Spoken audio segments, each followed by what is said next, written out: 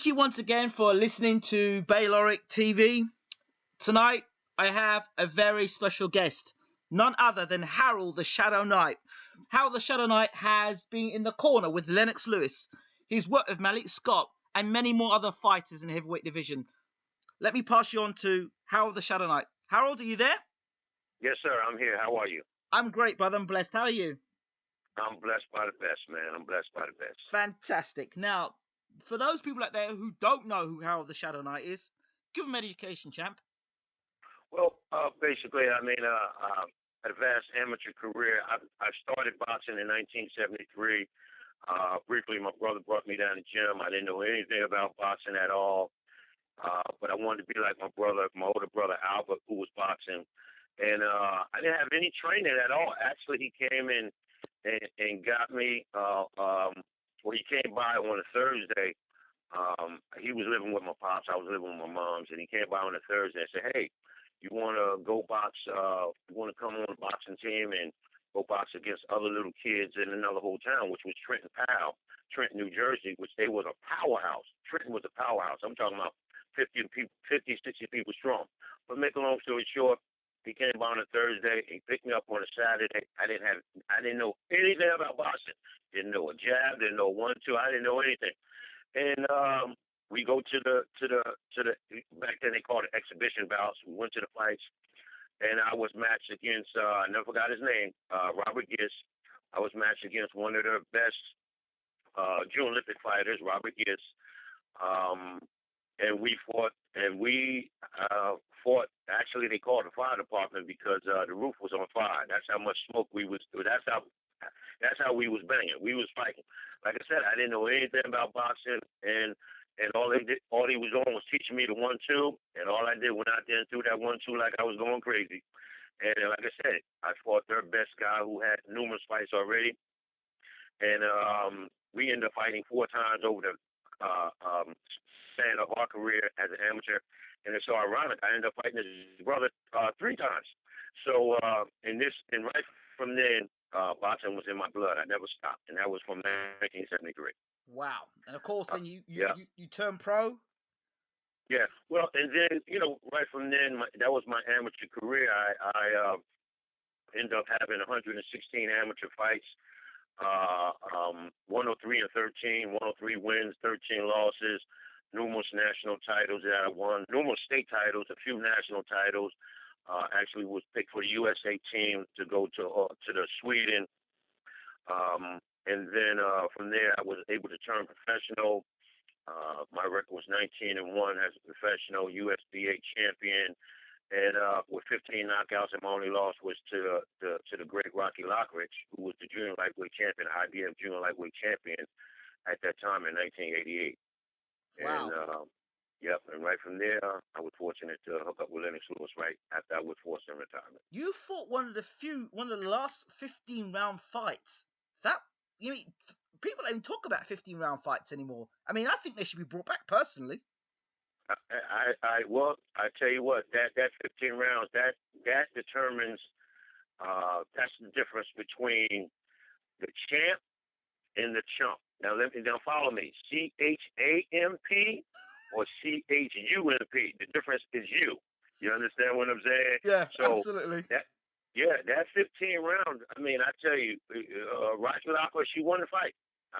People still tell me to this day, "Oh, you won that fight." I said, "No, you're wrong. Rocky won that fight because I would throw more punches, but he would throw the effective punches. I would throw more in volume, but he would throw less, but his was more effective. And after the 12th round, which they do, it's 12 rounds now. After the 12th round, man, I was like, man, I remember still to this day, I looked up and I seen the ring call girl. I wasn't looking at the ring call girl. I was looking at what round it was.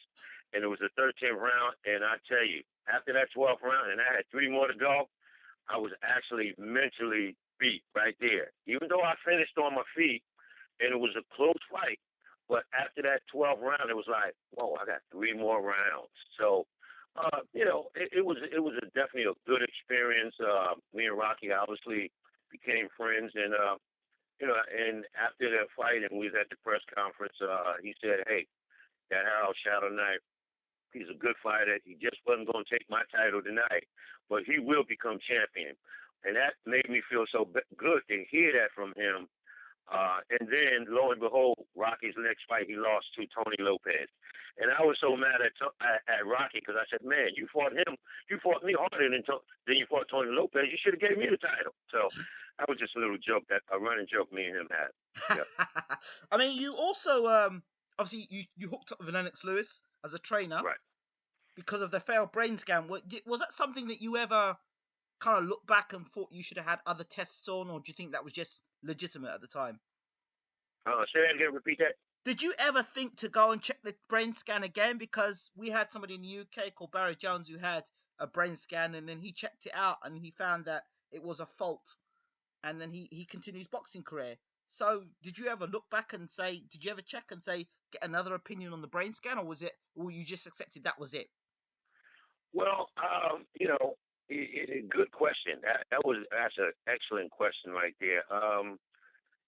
At that time, this was in 1988, and I fought for the world title in April '88, and I was scheduled to fight again in September of '88, which was in New York State, which had one of the toughest, which still has one of the toughest medical requirements that instituted. When the scan came up abnormal, I was gutted. I was gutted. I was mad. I was gutted. So at that time, I was bewildered. I was just so messed up that they said I couldn't fight anymore when I was so close to my dream was to fight again for the world title because I basically still kept my ranking within the top 5. But I never. I thought about it, getting another scan, but I actually really thought that it was God's way for me to get out of the game right then, from not get out of the game, but from fighting, but go into another aspect. Right. Like I said, I was really gutted. I at that time I didn't want nothing to do with boxing at that time. I didn't look at boxing. I didn't read boxing. I didn't want to have nothing to do with boxing.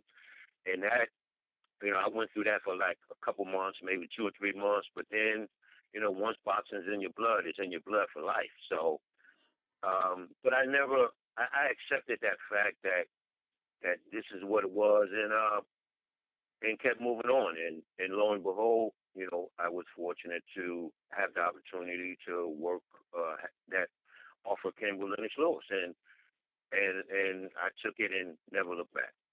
Without meaning to sound disrespectful, what was it that Lewis saw in you that he said, you know what, I want him to be part of my team? Well, Lennox is number one. Lennox is a smart man. He's a really smart man. How I got hooked up with Lennox Lewis and didn't know nothing about Lennox Lewis. I didn't. And I'm going to tell you a story about that, which is true. Didn't know nothing about Lennox Lewis. I know a little about him. I know he's from Canada, won the Olympics, and he fought against Riddick Bowe, because obviously Riddick Bowe was from us, from here, the States. And but how I got hooked up with Lennox Lewis, Lennox's first professional trainer was John Davenport, my mentor. The late John Davenport, my mentor, my coach, my friend. He was Lennox's first professional trainer. And how John Davenport got involved with Lennox Lewis was through Stan Hoffman. And Stan Hoffman, he obviously, Lennox was up at his Catskills camp. And John Davenport was brought in because at that time, Lennox he needed more of a stern taskmaster. He needed someone that would more or less discipline him and turn the screws on the bolts and keep it tight for him to get the most of his talent, for him to become champion, for him to obviously become 3-time heavyweight champion, linear heavyweight champion. I mean, so the trainer, he needed a trainer that was going to stay on his case, that was going to teach him the right way, that was going to not give him no breaks, was not going to let him cut corners, and John Davenport was that man. And John Davenport brought me in after I retired, and like I said, the rest was history. That's why I got involved. That's how I got involved with Lennox. And once I got involved, Lennox knew and seeing that I was under the same tutelage of John Davenport, that we're going to do it the right way. We're not going to cut no corners. I'm going to tell you straight like it is. We're going to work hard in the gym. We're going to work hard on the road running. And we're going to go ahead and put the work in, and that's going to make the fight easy. And that's how I got involved with Lennox. And later on, once other trainers start coming in and Lennox didn't have a big entourage. We didn't have a big entourage, but it was other people coming in, and you have other people. I don't know if I could say this word, but they were ass kissers, Yeah. and I didn't know if I could say the word, but I said it anyway. Well, I was just about to come in and say something, so you read my mind. I was about to say, I was going to mention the words Pepe Correa. How did he come on board? I know how he left, but how did he come on board? What was it that... Was it just the fact that he'd worked with Sugar Ray Leonard? Why did Lennox bring him on board? Well, he came on board after John Davenport was unfortunately dismissed. John Davenport, God bless his soul, like I said, he was a gentleman that didn't take no shit from no one. Right. And unfortunately, John Davenport didn't know how to adjust. Didn't know how to adapt, adjust, and our job. And I used to sit down and talk to John Davenport, because I was good at, obviously, after he was dismissed, because he brought me aboard, and when you get to that level of that world class, at the time Lennox was domestic and European, has on his way up, but obviously he had star power written all over Lennox. So now you having other players in the game, the political part of it now, and so John Davenport was more or less, he didn't take no mess from none of these guys. You know what I'm saying? So, and in turn, in the press and stuff like that, they would ask certain questions, and reporters would ask the same questions. A different reporter asked the same question, and Davenport would actually go off on a guy, black out. And so in turn, they would come back and it would hurt Lennox. They would write bad things about Lennox. They wouldn't write positive things about Lennox, and in turn, it was a political move. The powers that be, they said, "Oh well, we gotta, more or less replace John Davenport, with someone else," and that's how Pepe came aboard, which was through the Sugar Ray Leonard connections and the different styles. That's how Pepe Correa came aboard. But it seemed to me the whole Pepe Correa era was around big right, left jab, big right hand, and he's British and he's bad, and talking in the corner like a cheerleader.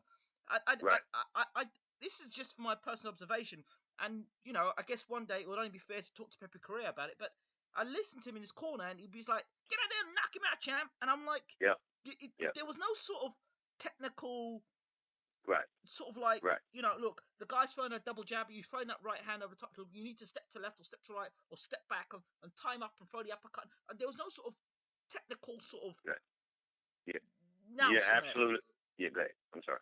Go ahead. Yeah, you're absolutely correct. And if Pepe Correa listens to this, he's going to be mad at me. Pepe was a cheerleader. But he's a good friend of mine. We just spoke a couple weeks ago, and but he was more or less a cheerleader. He was more or less not telling them what needed to be done. It was just go ahead and knock him out. Go ahead and look good, and when you knock him out, step over him, or this, that, and other. And that same thing would happen when we would be in training. Instead of, we would have 3 or 4 different guys, to come in and spar with Lennox. And instead of Lennox working on us going to different rounds and working on the jab and working on the defense and this and that, he would instruct Lennox to knock the sparring partners out. And I'm saying to myself, and I said to Pepe, that's not helping us. That's not doing us any good by knocking the guys out. We need the guys some guys you need to bring in that's going to take Lennox to the limit. Some guys you bring in that, we're going to go ahead and shoot shine on them. Yeah, we're going to go ahead and throw different combinations on them. Yeah, we're going to go ahead and do what we want to do with them. But some guys we need to work on for Lennox to use his distance, for Lennox to use his strength, for Lennox to use different things. But Pepe's instruction was to knock him out. So, and lo and behold, obviously, Pepe into his role came when we got knocked out by Alvin McCall over in London in London when we lost the title for the first time. And that was basically Pepe Correa with that left jab, big right hand, trying to knock out Oliver McCall, who has up to this day I know has never been knocked out. Had an awesome chin, and it was like the worst person to go out and try and throw right hands at and try and knock out. And I think the writing was on the wall before that. The Phil Jackson fight, and people were Right. saying, I think it was George Foreman, but George Foreman always was saying things about Lennox Lewis. Oh, Right. you just can't keep throwing the right hand all the time. You got to Yep. double up the jab. You got to this, and he Yep. said it, and even Bruno said it when they did the post Yep. fight. He said, like, Lewis, he's gonna have to fight Oliver McCall, who's a bull. He's very Yep. different. And that Yep. technique and that style is not going to work against Oliver McCall. And lo and Yep. behold, Emmanuel Stewart comes out and says, I Yep. trained Oliver McCall Yep. to throw the same right Yep. hand to knock Lewis out. Well, you're absolutely correct, and I'm glad. See, you're a student of the game. Yeah, you're passionate. That's why I followed you. Believe what I tell you. I'm a fan of yours. Man, I have so many stories, which is true, because it's not only Alvin McCall was in the right place at the right time. Right place at the right time. 9 out of 10, he never beats Lennox. But once again, that 1 out of 10, he landed with his eyes closed, and he landed, but he got the job done. But it's not only the fighter, but it's also the corner, like we just finished talking about. And Emmanuel Stewart trained Alvin McCall, and obviously Emmanuel Stewart was a very good friend of mine, very good friend. And so when Oliver obviously knocked Lennox out in London, we literally, I will not lie to you, brother Ingram, we literally, myself and Frank at the time, who's Kelly now, all due respect, went over Kelly Maloney, Frank Maloney at the time. We literally went over. We was right there in the ring. We literally went across the ring and grabbed Emmanuel Stewart and said, "You're coming with us from here on out." And that is a true fact. That's a true fact. You can ask Kelly about that. And so, like I said, the corners play a big part. And Emmanuel Stewart, we used to have so many talks together. He said to me, "I don't care what happens after, later on when we had the talks, but I picked his brain on so many fights, and I picked his brain on that fight. And I said, and he said to me, no matter what was going to happen in that fight, we was going to beat Lennox Lewis that fight, because I was determined to beat Lennox Lewis, because Pepe Correa, we was at the press conference in New York City, and Pepe Correa said everything that he touched turns to gold, and Emmanuel took that as a disrespect, that he took it as a disrespect, and he said, you know what, no matter what happens, I'm going to train Alvin McCall to knock Lennox Lewis out. And that's what happened. But we literally, after the fight, we grabbed Emmanuel Stewart and said, "You're coming with us." And oh, man. The conversation between, I would like to have been a fly in the wall, the conversation after Lewis got knocked out, and when you all turn around and looked at Pepe Correa, how did Pepe Correa defend the indefensible? Well, after that fight, we was staying at the Docklands at the time. Where they had just built the hotels over there on Canary Wharf, something like that. We were staying over there. I know it well, East London. And but after that fight, myself, Courtney Shan, only our really inner circle, we went to the hospital. Lennox had to go get a hospital because his lip was cut in between, I believe. His lip, he was, that right hand cut his lip, and he needed some stitches, and he wanted to get checked out.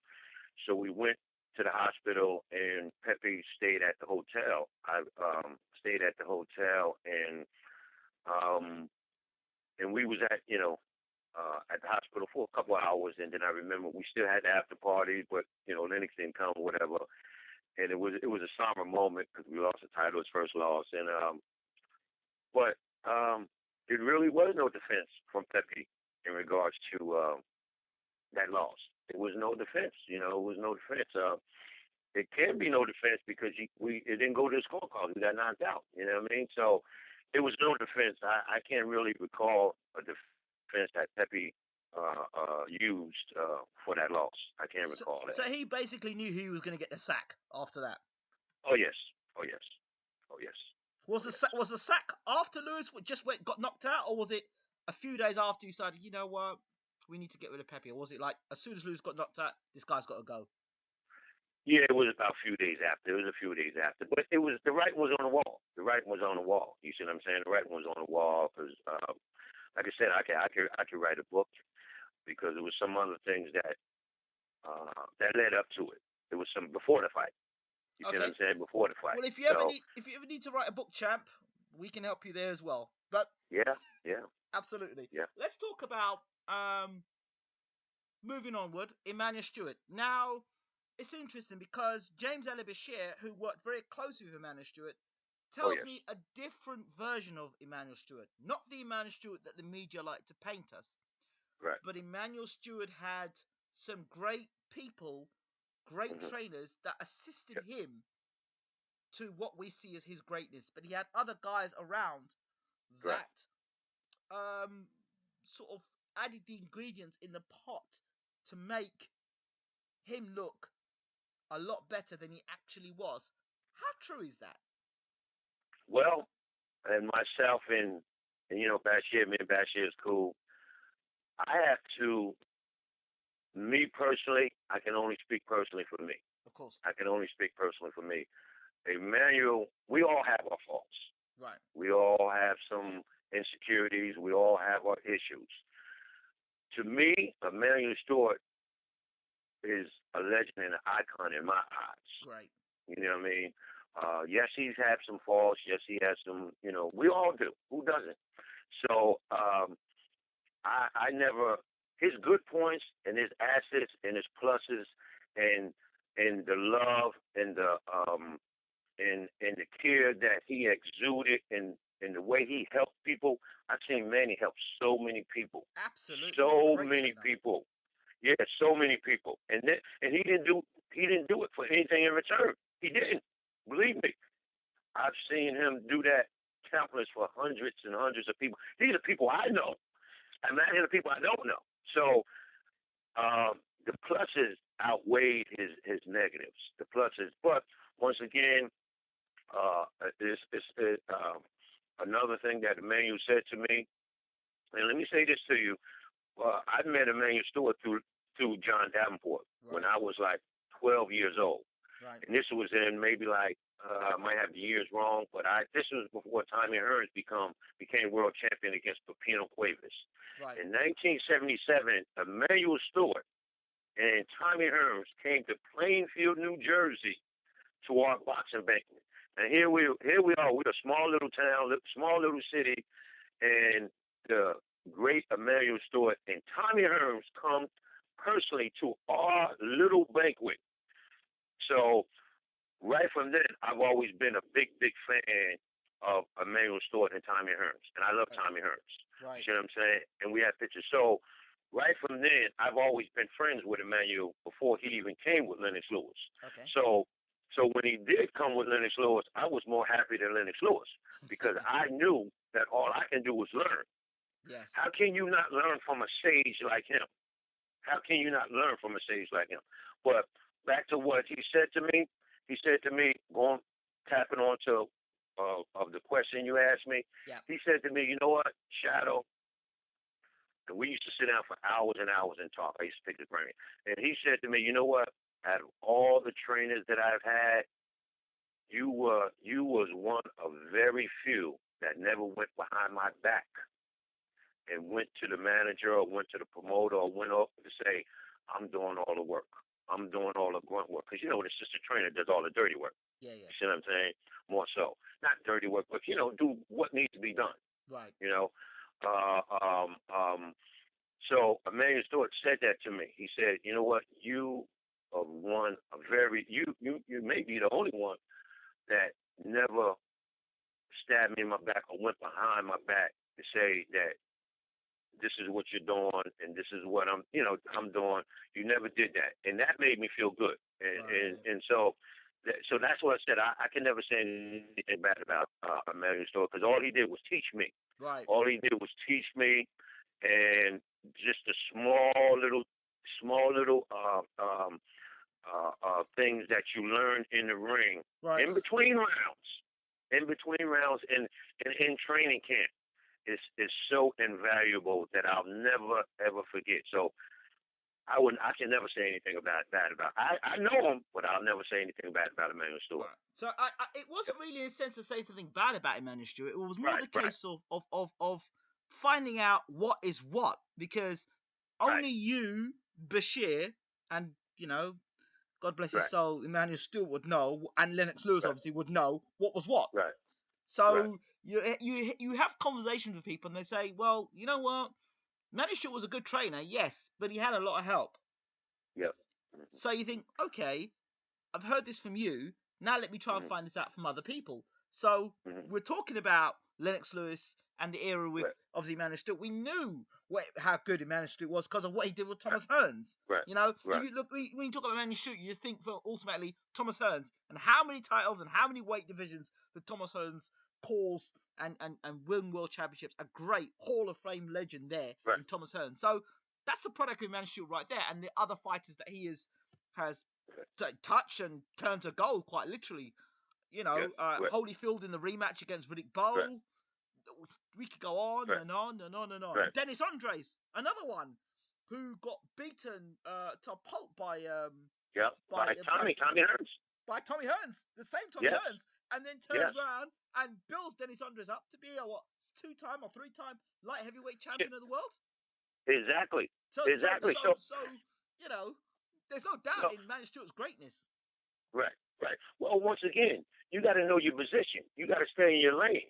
In order to be the chief, that's just like the army. The army, you have the general, but then you have the soldiers. The soldiers do the work. The soldier is the one that goes up Hamburger Hill and conquers the hill. Then you call a general for him to come stand on top of the hill. So that's how I looked at it. I looked at it like Emmanuel's the head man.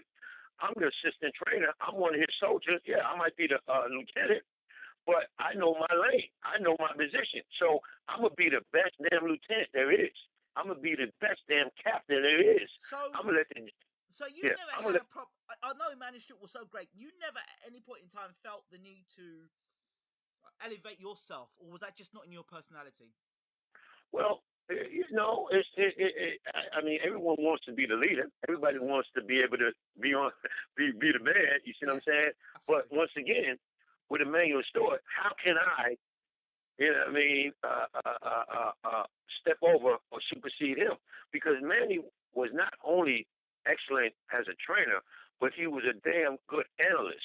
Not only an analyst, he was one of the best strategic artists in the game that knew how to break down a fight, that knew how to set a game plan, put it in place, and to institute it.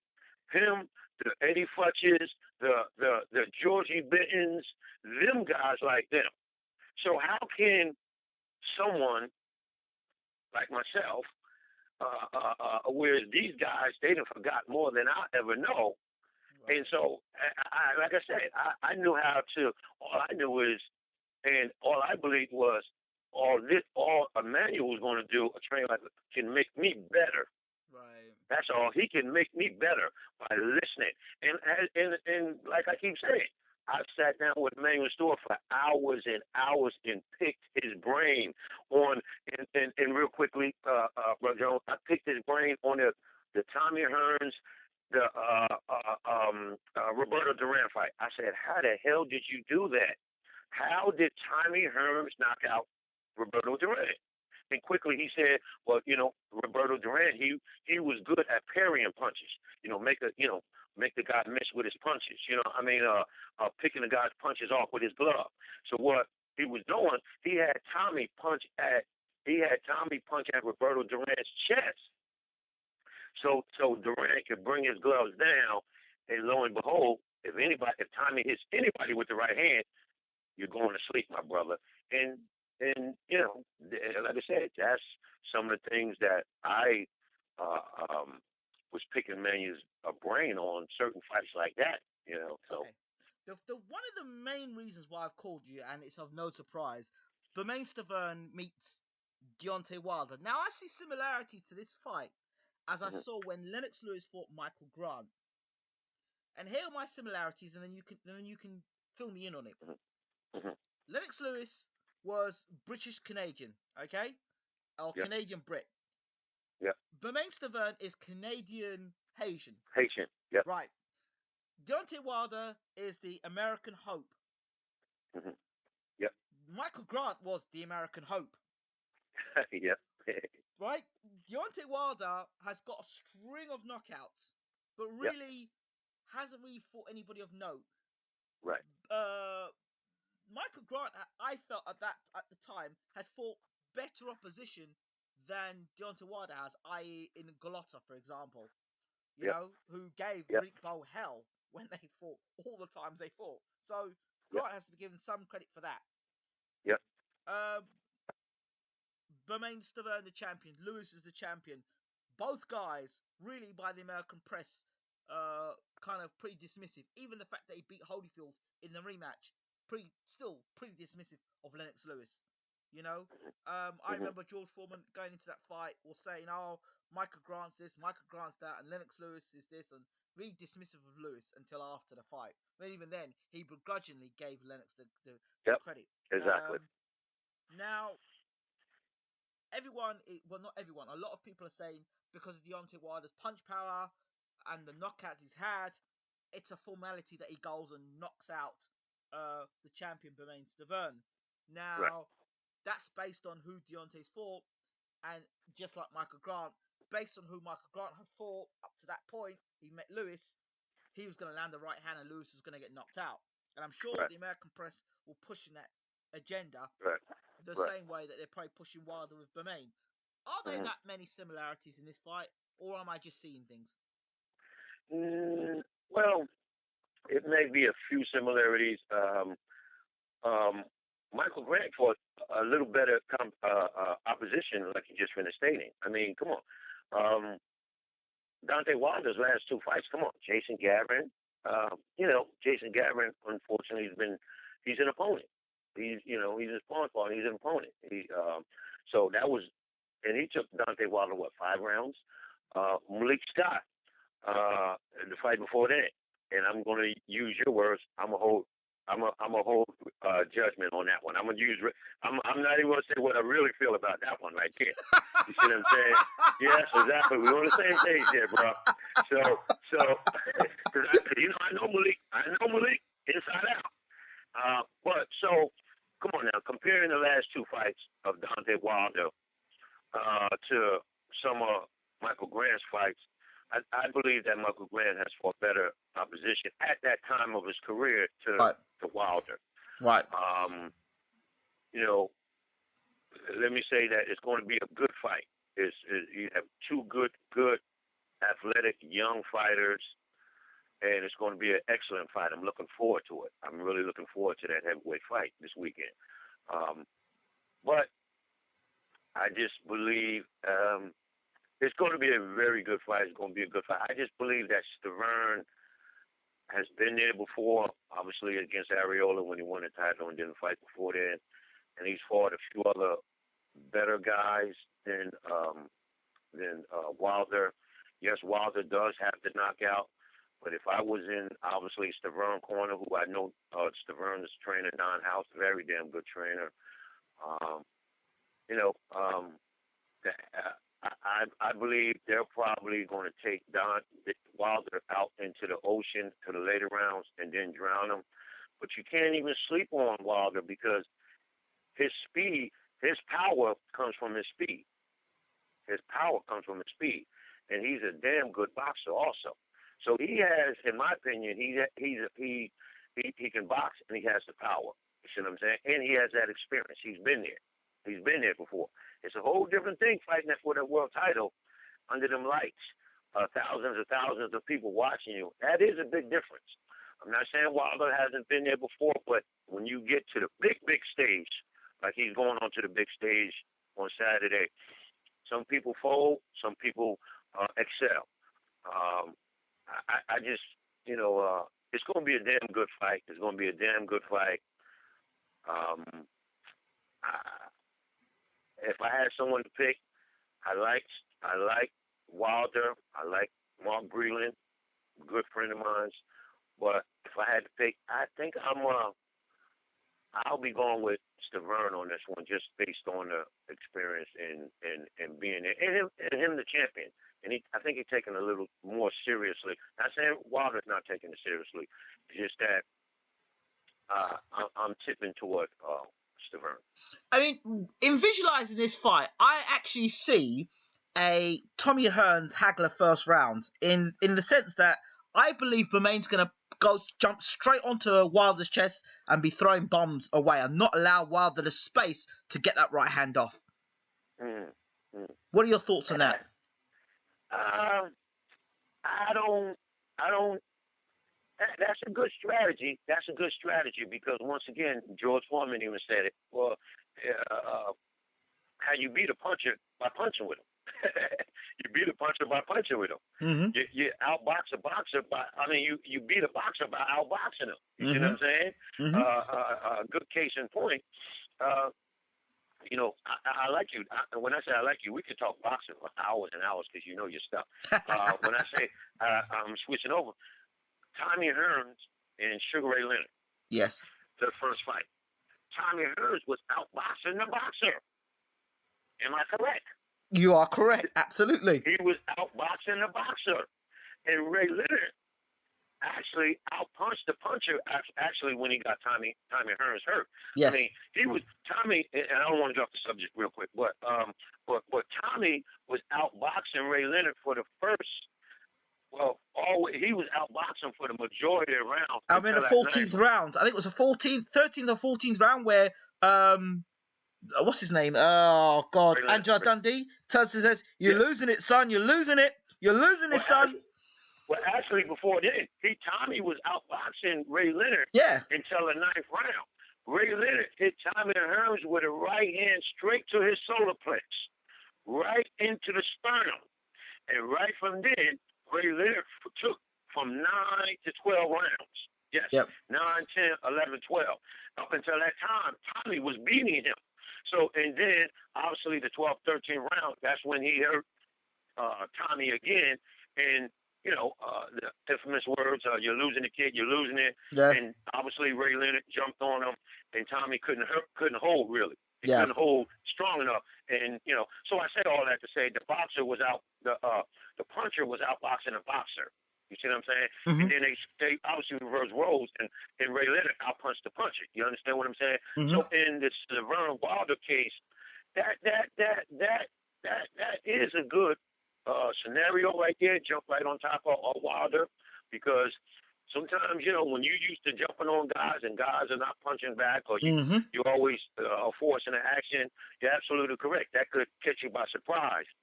But I don't think that Don House I believe Don House. I wouldn't use that strategy right away. Maybe the later rounds, because obviously Wilder's power is still strong early, real strong early. We don't know what happens. We don't know what happens after that 5th round. But his power. Go ahead. Huh? His power. Any boxer past the 5th round changes. Any boxer. But his power really has been shown when he's got that left hand out and driven the right hand through. I haven't seen Deontay Wilder knock a guy yet from short distance. They've all been from long range.